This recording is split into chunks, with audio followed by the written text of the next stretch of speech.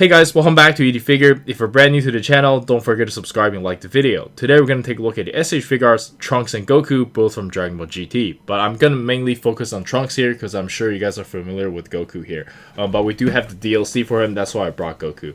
But anyways, let's bust this thing open and see how we got. Alright, and here's the figures still in the inner packaging, and let's check them out. Alright, and here we have the figure itself, and my first impression on this figure is actually pretty good, and I'm saying this from an action figure standpoint. I was never that passionate about Dragon Ball GT. Not that I don't like it, it's just that I never got into it where I watch every episode over and over again, like Naruto or like Dragon Ball Z. But anyways, let's just take a close look at the figure. This figure is very, very impressive to me, because based on my experience, when I'm dealing with like smaller S.H.Figuarts, it just doesn't feel as good to pose with, and I think that's just due to it being very small, right? But here, the touch and feel of this figure is actually amazing. It is actually on par with the regular size S.H.Figuarts, which really impresses me. Now I understand why like this figure was a big deal when it first came out. Like I never really bothered to open it, but anyways, yeah, this is very, very cool. I like it. And then the Trunks here, I think it's pretty decent. It looks like he walked out straight from the anime as well. And I think this guy is like full of new engineering, right? We have soft material here, and then kick up, and then we have something that they should have done for Luffy where you can like flap this out and then, you know, give it a little bit more range. So yeah, all kinds of cool stuff. And based on what I've seen on social media, if you want to try to like pop this head out, you have to be very, very careful. I've seen people break it. Like this ball joint on this is like so secure. Yeah, you have to heat it up. They're probably doing this because they don't want people selling third-party head sculpt or something. I don't know.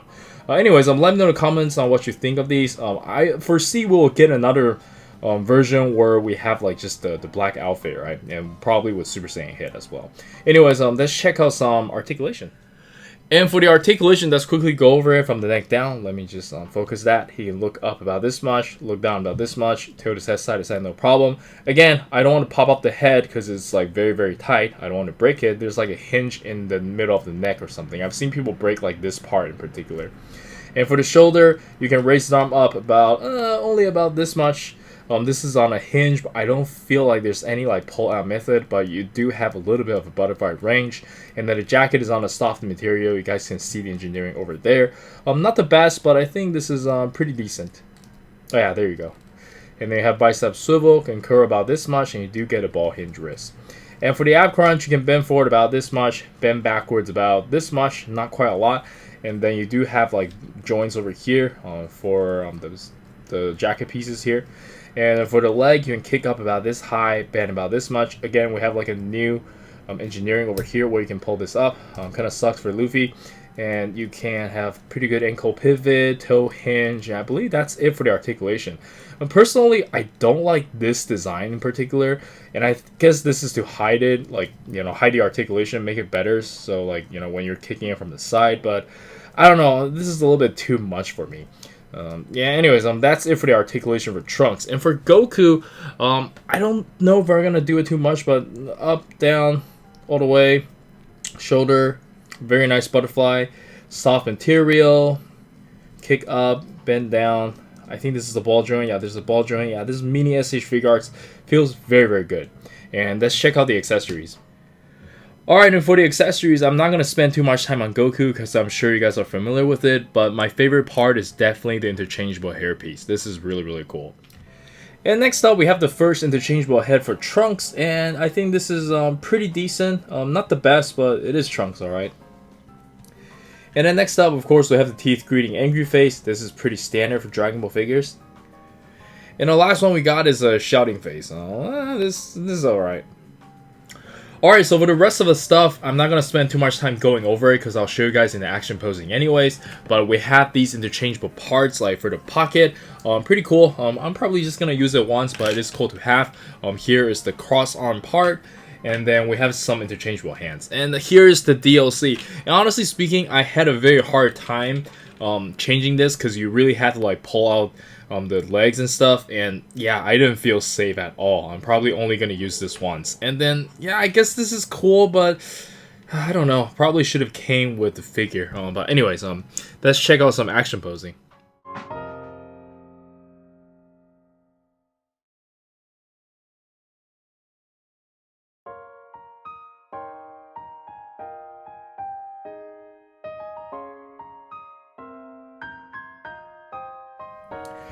Alright guys, I just attempted to use the pocket and I think I'm never gonna do it again because this thing is so tight.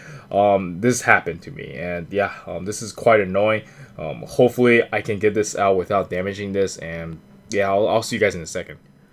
Oh, thank God I got it out. This figure almost became a garbage. If you're gonna use this, 100% you'll have to heat it up or use some shock oil. But I would just suggest you to not use it if you're gonna go through all that hassle. But I think shock oil would help though. But to me, this is a very bad playing experience because this thing, it absolutely did not have to be this tight. It's just gonna rest there anyways. They should have just made this loose. And this is a very, very stressful situation because as an action figure collector, this is already not a necessity to me.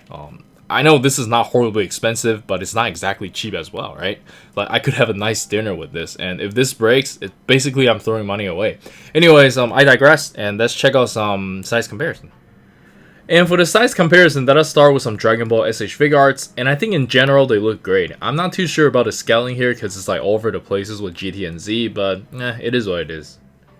And next up, we have my favorites, the Naruto figures. And then we've got some JJK and One Piece S.H.Figuarts. And next up, we have some of my recent favorites. And lastly, we have some Figma and Mehhh, and let's jump straight into the final thoughts. Alright, so for the final thoughts, if you are a big fan of Dragon Ball GT, this is pretty cool to have. If you're not, I still think it's a pretty decent figure. It's using all the latest engineering, comes with a fair amount of stuff, even though I talk about like the accessories being a problem, but that could just be me. If you're careful enough, I think you should be able to manage. And the articulation and everything is very, very fun. And yeah, I think that's it from me. Do let me know in the comments on what you think. And this is Eric. Don't forget to like and subscribe. I'll see you guys in the next video. Peace!